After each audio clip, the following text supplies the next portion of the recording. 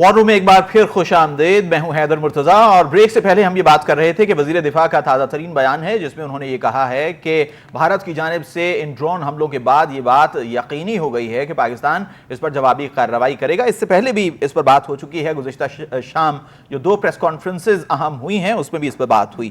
حسام صاحب آپ یہ بتائیے کہ اس حوالے سے بالکل کلیرٹی ہے کہ ابھی وزیر دفاع کا بیان بھی آ گیا, تو اگر ہم اس کو اس کانٹیکسٹ میں دیکھیں کہ خطے میں جو بیلنس آف پاور ہے کیا وہ ڈسٹرب ہو چکا ہے اور اس کو ریسٹور کرنے کے لیے ضروری ہے کہ پاکستان کی جانب سے کارروائی ہونی چاہیے؟ اس میں کوئی دوسری رائے بالکل نہیں ہے کہ خطے میں بیلنس واقعی ہی ڈسٹرب ہو چکا ہے. اس کی ریزن یہ ہے کہ پاکستان ٹیکنالوجی میں انڈیا سے بہت آگے چلا گیا اور پاکستان نے یہ ثابت بھی کیا. آپ یہ دیکھیں کہ اگر میں صرف ایک طیارے کی بات کرتا ہوں, GF-17 تھنڈر طیارے کی اگر میں بات کرتا ہوں, تو آپ نے پہلے ان کا مگ اڑایا, آپ نے ابھی نندن کو پکڑا, اس کے بعد ابھی جو ریسنٹ ہوا ہے آپ نے ان کا رافیل گرا دیا. حالانکہ رافیل میں بار بار یہی کہوں گا کہ بھارت کا اس میں کوئی نہیں ہے. بھارت یہ میرے جو بھارت کے جو ہمارے ناظرین ہیں ان کو میں ایک ہی بات کہوں گا, آپ فکر مت کریں, آپ کے جہاز تو ویسے گرتے رہتے ہیں. اصل میں جہاز گرا رافیل کمپنی کا ہے. آپ اپنا دل گردہ مضبوط رکھیں اور باقی چیزیں بھیجیں, ہم پھر بتائیں گے کہ وہ گرتے ہیں کہ نہیں گرتے. دوسری بات یہ کہ ان کا جو لاک سسٹم ہے ہم نے, یعنی کہ ان کا جو نیویگیشن سسٹم ہے, ہمارے پاس ٹیکنالوجی ہے, جیسے ابھی ڈوگر صاحب بھی بات کر رہے تھے, ہم نے اس کو لاک کیا, ہم اس میں سپیریئر ہیں. اس کے بعد علاوہ اگر آپ باقی چیزیں دیکھتے ہیں تو اس کے اندر دیکھیں, اس کے اندر ایک چیز میں آپ کو چھوٹی سی ایڈ کر دوں. ایک جگہ پر ایک سائٹ پر ہے 15.5 لاکھ کرنٹ سرونگ فوجی. حسام صاحب ہمیں ڈاکٹر اقبال چاولہ صاحب نے جوائن کیا, ان سے ہم بات کرتے ہیں, پھر آپ جہاں سے گفتگو ٹوٹی ہے وہیں سے آپ سلسلہ شروع کیجیے گا. ڈاکٹر اقبال چاولہ صاحب تاریخ دان اور معروف تجزیہ کار ہمارے ساتھ موجود ہیں. ڈاکٹر صاحب بہت شکریہ, آپ نے وقت دیا. یہ فرمائیے کہ تاریخ جو ہے ایک بہت بڑا انڈیکیٹر ہوتی ہے, اس کی روشنی میں آپ فیصلہ کر سکتے ہیں, مستقبل پر بھی بڑا امپیکٹ ہوتا ہے تاریخ کا. تو اگر پاکستان اور بھارت کی تاریخ پر نظر دوڑائی جائے خصوصاً دفاعی لحاظ سے, جنگی لحاظ سے, تو موجودہ جو سرکمسٹانسز ہیں, موجودہ جو صورتحال ہے پاکستان اور بھارت کے مابین کشیدگی کی, تاریخ اس حوالے سے کیا ایڈوکیسی کرتی ہے؟ دیکھیے, یہ بڑی بدقسمتی ہے کہ ہم انڈیا اور پاکستان ایک دفعہ پھر ہم جنگ لڑ رہے ہیں, اور پھر وہی پیٹرن ہے انڈیا کا, فالس فلیگ آپریشن کرنا. مگر جیسے 65 میں معلوم نے ان کے جیسے ذکر ہو رہا تھا, ان کے جہاز گرائے 5 منٹ کے اندر. اسی طرح ابھی بھی ہم نے ڈسپونڈ کیا ہے, ہم نے ریٹیلیٹ نہیں کیا ہے, اور ان کے ہم نے 5 جہاز اب پھر گرا دیے چند ہی لمحوں میں.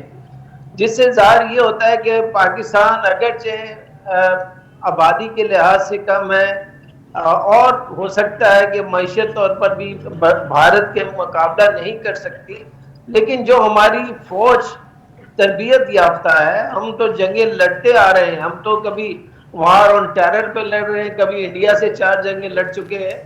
تو ہماری فوج, ہماری عوام, ہماری حکومتیں, ہم ایک ہو جاتے ہیں چاہے ہمارے جتنے بھی اختلافات ہو. تو اس موقع پہ بھی ہم نے دیکھا ہے کہ جیسے 2019 میں انہوں نے ایک بہانہ بنایا اور کشمیر کو انہوں نے اپنی انڈین ٹیریٹری میں ضم کرنے کی کوشش کی. ان کو لگتا ہے جیسے عادت سی پڑ گئی ہے کہ ہر 4-5 سال بعد بہانہ بنانا اور پھر پاکستان پر چڑھ دوڑنا. مگر ہم نے 2019 میں بھی ان کے نندن صاحب کو گرا کر چائے پلا کر بھیج دیا, اور ابھی بھی ہم نے ان کو, ویسے تو کہہ رہے ہیں کہ حکومت 10 جہاز گرائے جا سکتے تھے, ہمیں گرا دینے چاہیے تھے. ابھی دلی میں انہوں نے ڈرون, ابھی تک 25 ڈرون, جاسوسی ڈرون پاکستان میں بھیجے ہیں, اور پتہ نہیں کتنے بھیجیں گے. یہ تو وہ ہے جو گن ڈاؤن ہوئے ہیں. تو ہمیں تھوڑا سا آفینسو پہ جانا پڑے گا. اور جیسے ہم 65 میں گئے اور تبھی تاشکند کا ایگریمنٹ ہوا, اگرچہ تاشکند کے ایگریمنٹ پہ کرٹیسزم موجود ہے, لیکن ابھی ہمیں اگر پہلا جو راؤنڈ ہے وہ ہم جیتے ہیں, ہارے نہیں ہیں. پوری دنیا معترف ہے. ایک تو یہ معترف ہے کہ جو ان کا انڈیا کا جو جھوٹے الزامات ہیں وہ کسی نے نہیں مانے ہیں. دوسرا یہ ہے کہ انٹرنیشنلی جو ڈپلومیسی ہے ہماری, وہ زیادہ کامیاب ہوئی ہے اس مرتبہ. 65 میں بھی ہمارے حق میں تھی اور آج بھی ہمارے حق میں ہے. اس سے پہلے شاید نہیں تھی ہمارے حق میں تھی جو تھی آج ہمارے حق. اور ایک اور جو چیز یہ ہے, چائنا ہمارا ہمیشہ دوست رہا, ایران ہمارا ہمیشہ دوست رہا, افغانستان بھی نیوٹرل رہا ہے جنگوں میں, ابھی بھی وہ نیوٹرل ہے. ہو سکتا ہے کل کو ہمارے ساتھ اوپن ہماری حمایت میں آ جائے. آذربائیجان ہمارے ساتھ آ گیا. تو ہسٹوریکلی ہم دیکھتے ہیں کہ پاکستان انڈیا سے کبھی شکست نہیں کھایا. صرف 71 میں اس وقت ہمیں شکست ہوئی جب ہمارا ایک بازو کٹ گیا. اچھا بازو کٹا, نام اس کا بنگلہ دیش ہوا, وہ انڈیا میں ضبط نہیں ہوا. جی تو لہذا ہمیں ہماری قوم کا ایک جذبہ ہے, ہماری فوج میں طاقت ہے. اب تو ہماری ٹیکنالوجی جو ہے, ہم ٹیکنالوجیکلی بہت اسٹرانگ ہو گئے. ہمارے جن میزائلوں نے ان کے جہازوں کو گرایا ہے وہ پاکستان نے, بے شک چائنا کے تعاون سے بنائے, پاکستان نے بنے ہیں. تو میں یہ سمجھتا ہوں ابھی بھی یہ جو جنگ ہے اس کو ایسکلیٹ نہیں ہونا چاہیے, نہ پاکستان چاہتا ہے. اچھا مگر اگر ایسکلیشن ہوتی ہے تو انڈیا کی فتح نہیں ہوگی, بھارت کو شکست ہوگی. اور ان کا اب جب ہم ریٹیلیٹ کریں گے تو ان کا لگتا ہے مجھے جانی اور مالی نقصان ہوگا. مگر سب سے اہم بات میں یہ کہوں, 1960 والا جو انڈس بیسن ٹریٹی ہے اس کو انہوں نے ایبروگیٹ کر کے میں سمجھتا ہوں بہت زیادتی کی ہے, انٹرنیشنل لا کی وائلیشن کی ہے. اس کی انہیں عالمی عدالت میں بھی جانا چاہیے, ورلڈ بینک میں بھی جانا چاہیے. لیکن ہمیں اپنے جو انٹرنیشنل لاز کے تحت, ہمیں رائٹ ٹو سیلف ڈیفenس کے تحت, یا جو بھی, ہمیں ان کا پانی بھی, حقہ پانی بھی بند کرنا چاہیے. اچھا ڈاکٹر صاحب یہ فرمائیے کہ اقوام متحدہ جب بات کرتا ہے تو وہ یہ کہتا ہے کہ دونوں ممالک کو ریسٹرینٹ, ہمیں بھی وہ کہتا ہے کہ ریسٹرینٹ کا مظاہرہ کرنا چاہیے, صبر کا مظاہرہ کرنا چاہیے, تحمل کا مظاہرہ کرنا چاہیے. تو اس وقت حالات جس نہج پر آ چکے ہیں, آپ سمجھتے ہیں, جیسے آپ نے آفینسو ہونے کا ذکر بھی کیا, کہ کیا ابھی بھی ڈپلومیٹک فرنٹ پر ڈپلومیسی کو ایک چانس دیا جا سکتا ہے, یا پھر یہ امییننٹ ہے کہ پاکستان کو جوابی کارروائی کرنی چاہیے؟ دیکھیں میں یہ سمجھتا ہوں کہ ریسٹرینٹ تو ہم کر ہی رہے ہیں, لیکن ہم پر حملے ہوئے, پھر اب رات سے دوبارہ پھر حملے ہوئے ہیں. ہم تو اسٹینڈ کر رہے ہیں, لیکن کیا انڈیا اسٹینڈ کر رہا ہے؟ وہ دیکھنا, یون کبھی یہ نہیں کہے گا انڈیا تم رکو یا پاکستان تم رکو. ہماری جنگ بھی جاری رہے گی, بات چیت بھی ہوگی, اور انٹرنیشنل کمیونٹی ہماری صلح بھی کرائے گی. مگر ہم شاید کہیں دیر نہ کر دیں ہم ریٹیلیشن میں.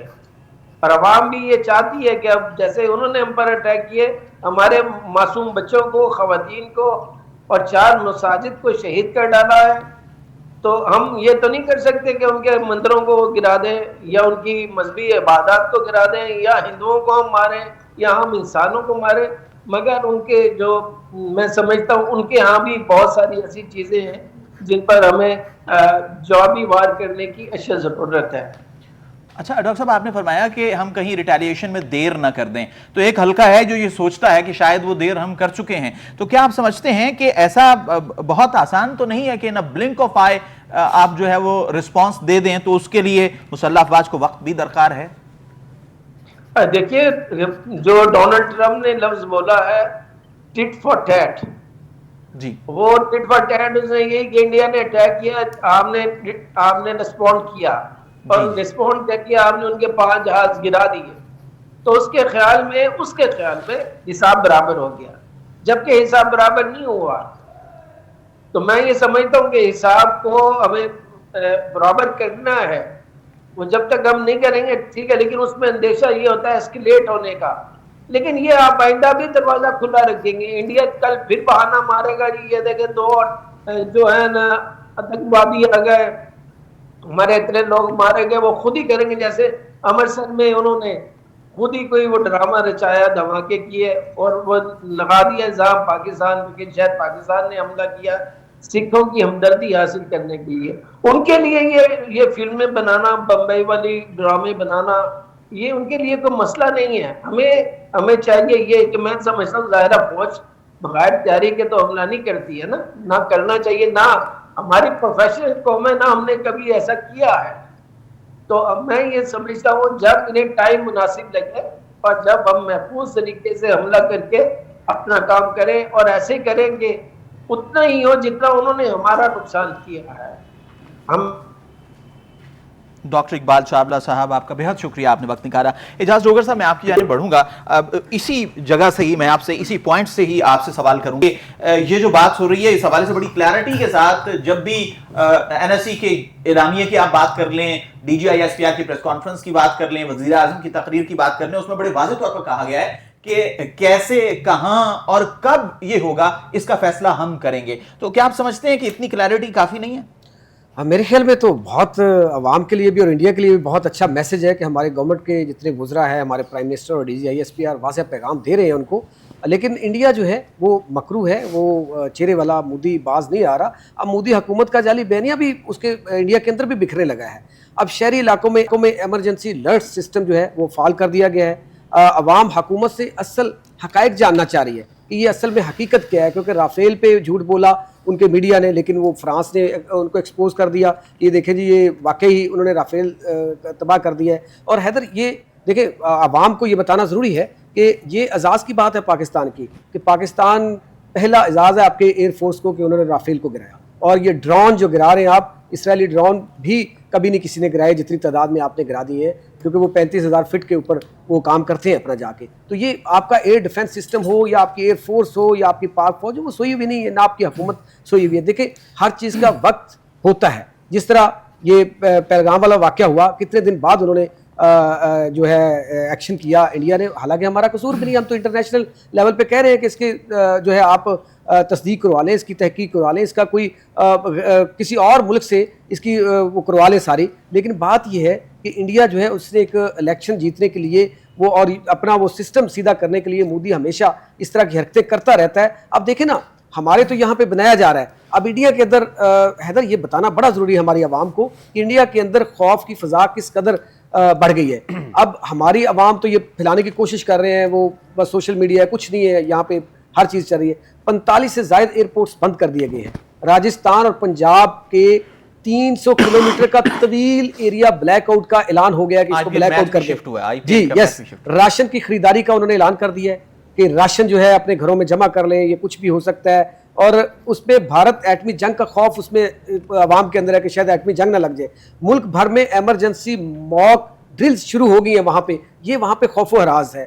دیکھیں بات یہ ہے کہ مجھے یقین ہے اپنی فوج کے اوپر کہ ہم بالکل مؤثر انداز میں اور بہترین انداز میں ان کو جواب دیں گے. وہ ہم حق رکھتے ہیں. دیکھیں ہم نے پہلے دفاع کیا، ہم نے پوری دنیا کو دکھایا کہ ہم جو ہے پہلے جنگ کرنے والے نہیں، لیکن جب ہم پہ مسلط کی گئی، بار بار مسلط کر رہا ہے انڈیا اٹیک کر، ہم تو ابھی تک دفاع کر رہے ہیں نا. لیکن اب ہم اپنا حق رکھتے ہیں. ہمارے وزیر دفاع جو ہے وہ بھی کہہ چکے کہ اب ہم اپنا حق رکھتے ہیں. ہمارے D G I S P R جو ہے وہ بھی کہہ چکے. اور انشاءاللہ تعالی عوام مطمئن رہے، ود ان ڈیز آپ کو انشاءاللہ تعالیٰ اس کا جواب ملے گا جو انڈیا نے حرکت کی ہے، جو ہمارے شہریوں پہ حملہ کیا ہے، جو ہماری مساجد پہ حملہ کیا ہے. لیکن ہم ان کے شہریوں کو اور مساجد کو حملہ نہیں کریں گے. ہماری فوج نے کبھی بھی نہیں کیا. ہم ٹارگٹ کریں گے ان کے بریگیڈ سینٹر کو، ہم ٹارگٹ کریں گے ان کی وہ دہشت گردی کے سینٹر جو ان کی چوکیاں ان کو ٹارگٹ کریں گے. ہم کریں گے ان کے وہ طیارے جو ہیں ان کو. اور یہ دیکھیں نا کتنی آپ کے پاس کتنا اچھا سسٹم ہے کہ آپ جیمنگ سسٹم جس کو کہتے ہیں کہ وہ جو اپنے ملک کے اندر وہ سسٹم کو واچ کرتے ہیں. آپ کا سسٹم اتنا الحمدللہ ہے. وہ دورانی صاحب نے ٹھیک کہا کہ ہم ٹیکنالوجی میں انڈیا سے بہت آگے ہیں. تعداد میں چاہے ہماری فوج کم ہے، 7 لاکھ ہے، وہ 13 لاکھ سے ابو ہے، لیکن ہمارا ٹیکنالوجی سسٹم الحمدللہ جدید اور ان سے بہترین ہے. جو ان کے وہاں پہ رافیل جیسے طیارے کو جیم کر دیتے ہیں، جو نیویگیشن سسٹم ان کا جیم کر کے وہ آگے سے ان کو جواب دیتا ہے کہ یو آر لاکڈ. تو پھر اس سے بڑی بات کیا ہوگی قوم کے لیے. اور پھر ڈرونز جو ہیں وہ جدید اسرائیل کے ڈرونز بھی آپ نے گرا دیے. حسام صاحب میں آپ کی جانب آؤں گا. آپ نے اجیت دوول کے رابطوں کا ذکر کیا تھا جب آپ پہلے بات کر رہے تھے، تو میں آپ سے یہ جاننا چاہتا ہوں کہ ایسی خبریں بھی گردش کر رہی ہیں کہ شاید restoration of Indus water treaty کی آفر کی گئی ہے اور پاکستان نے شاید جو آرٹیکل 370 ہے اس کو دوبارہ بحال کرنے کی آفر کی ہے یا ڈیمانڈ کی ہے. تو ڈیمانڈ ہی کی ہے، آفر تو نہیں کر سکتا پاکستان. تو ان خبروں میں کتنی صداقت ہے؟ سر دیکھیں یہ جو بھی بات کر رہے ہیں نا، یہ اس کی نا حیدر تھوڑا بیک گراؤنڈ میں جانا پڑے گا. یہ اگر ہم دیکھتے ہیں تو پچھلے کو جب سے مودی نے جب سیکنڈ ٹینیور کا جب اس نے اپنا حلف اٹھایا تھا تو اس نے ایک بات کہی تھی. اس نے کہا تھا کہ میں ہندو دھرم اور مندر کو بچانے کے لیے آیا ہوں. اور اس کے لیے اس نے 2 کام کرنے شروع کر دیے تھے کہ اس نے کہا تھا سناتن جو ان کا جو ہندو جو دھرم ہے اس کو اس نے پرویل کرنے کے لیے اس کی ترویج کے لیے جو کچھ بھی کیا وہ سب کے سامنے. بلکہ کل ہی میں کانگریس میں جو تھی وہ تقریر ہو رہی تھی وہ میں سن رہا تھا, تو اس میں کانگریس کے ان کی جو ہے اسمبلی ہے اس میں کانگریس کے جو ایک لوک سبھا, تو اس کے اندر وہ انہوں نے بڑی اچھی بات کی. انہوں نے کہا کہ یار ہم پوری دنیا جو ہے وہ جو پرانی بلڈنگز ہیں وہ ان کو پریزرو کرتے ہیں, سیکیور کرتے ہیں, اور مودی پرانی بلڈنگز کی جڑوں میں سے مندر نکالتا ہے. مطلب انہوں نے اتنا ان کو ٹھوک کے اس کو یہ بات کہی ہے. دوسری بات یہ تھی کہ یہ جو اگر آپ بات کریں نا انڈسٹریٹی سے جب اسے نکلنے کی کوشش کی ہے, اب یہ دیکھیں گے جیسے ابھی انہوں نے بات کی تھی, ہمارے پروفیسر صاحب ہمارے ساتھ موجود تھے, تاریخ کے پروفیسر تھے, انہوں نے بہت اچھی بات کی تھی کہ ہر 4 یا 5 سال کے بعد پاکستان کے اوپر کوئی نہ کوئی حملہ ہوتا ہے. حملہ پاکستان کے اندر نہیں ہوتا, ہر 4 سے 5 سال کے بعد وہاں پہ الیکشن ہوتا ہے, اور اس دوران میں ان کے بہت ساری اپنی ریاستیں ہیں اور اس میں ان پہ الیکشن ہو رہا ہوتا ہے. اور جس ریاست کے اندر بھی جب سے مودی جو ہے وہ اپنا اس مسند اقتدار پہ بیٹھا ہے, جیسے ہی کسی ریاست کے اندر اس کی پوزیشن کمزور ہوتی ہے پولیٹیکلی, تو وہ وہاں پہ یہ حملہ ہو جاتا ہے. جیسے پہلگام کا جب واقعہ ہوا تو یہ سب سے بڑا جو چانٹا جو تھا وہ بھارت کے منہ پہ اس لیے لگا تھا کہ انٹرنیشنل کمیونٹی نے اور انٹرنیشنل میڈیا نے مودی کا یہ پہلگام واقعہ کا جو دہشت گردی کا ٹیررسٹ جو بقول ان کے ایک جو انہوں نے بیانیہ بیچنے کی کوشش کی وہ بائی نہیں کیا, اور اس کا جواب جو ڈائریکٹلی کیا تھا وہ ڈائریکٹلی جواب یہ دیا تھا کہ آپ ہر تھوڑے دن کے بعد کوئی نہ کوئی اس قسم کا مسئلہ لے کے آ جاتے اور ایک ہی پیٹرن پہ چل رہا ہوتا ہے, ہم آپ کے انٹرنل پولیٹکس کو بوسٹ کر نہیں کر سکتے. پہلی بات. دوسری بات یہ تھی کہ جب یہ سیکنڈ ٹرم میں اس نے جو ہے مودی نے اب جب حلف اٹھایا تھا تو آپ کو یاد ہوگا اس وقت سے لے کے چند دن پہلے تک, جب سے یہ پہلگام کا واقعہ اس سے پہلے تک بھارت انتہائی شد و مد سے نئے ڈیمز بنا رہا تھا, رابطہ نہریں نکال رہا تھا. اس کا مطلب یہ تھا کہ وہ تمام کے تمام چیزیں آلریڈی پہلے وہ پلان کر کے بیٹھا ہوا تھا کہ میں یہ کام کروں گا اور اس کے بعد اس کے جواب میں یہ کام کروں گا. بالا کوٹ کا واقعہ ہے, اس کے بعد فوراً بعد 370 رابطہ آیا تھا کہ نہیں آیا تھا؟ بالکل ٹھیک ہو گیا. اسی طرح اسے میں پیچھے اگر چلا جاتا ہوں, پٹھان کوٹ کا واقعہ ہوا تو آپ اس وقت کیا ہوا تھا وہ بھی آپ کے سامنے ہے نا, جب خالصتان تحریک کو انہوں نے کچلنا تھا. ٹھیک ہے, ابھی جیسے بھی انڈیا کے اندر کوئی پرابلم آتا ہے کاز اینڈ ایفیکٹ ہمیں نظر آتا ہے. جی بالکل, چیزیں یہ آپس میں جڑی ہوتی ہیں. اب پرابلم یہ ہے کہ ابھی جو آپ نے بات کی ہے, دیکھیں یہ پہلی دفعہ پاکستان کی تاریخ میں ہوا ہے, بلکہ میں کہوں گا انڈو پاک کی تاریخ میں پہلی دفعہ ایسا ہوا ہے کہ ٹیبل کے اوپر بالفرض اگر پاکستان اور انڈیا آپس میں بیٹھے ہوئے ہیں تو پاکستان نے اپنی ڈیمانڈ رکھی ہے.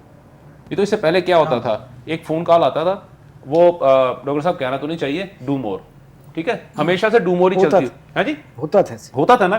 پہلی دفعہ ایسا ہوا ہے جس میں ابھی آپ نے بات کی ہے کہ پاکستان نے کہا کہ 370 کو آپ ریووک کر دیں, تو اس کا مطلب کیا ہوا کہ اس وقت پاکستان کمانڈنگ پوزیشن میں. ریووک تو کر لیا انہوں نے, ریسٹور کر رہے ہیں. مطلب یعنی کہ جو ریسٹور کیا ہے اس کو ریووک کرنے کی بات ہو رہی ہے. دوسری بات, پرابلم سب سے بڑا یہ ہے کہ پاکستان کے اندر جس طرح ابھی بات ہو رہی ہے, ڈاکٹر صاحب نے بھی بات کی ہے, بٹ صاحب نے بات کی ہے, ڈوگر صاحب نے بھی بات کی ہے, ہمارا جو بیانیہ ہے, ہمارا بیانیہ پہلے سیل آؤٹ نہیں ہوتا تھا. یہ پہلی دفعہ ہوا ہمارا بیانیہ انٹرنیشنل مارکیٹ کے اندر ہمارا بیانیہ سیل آؤٹ ہوا.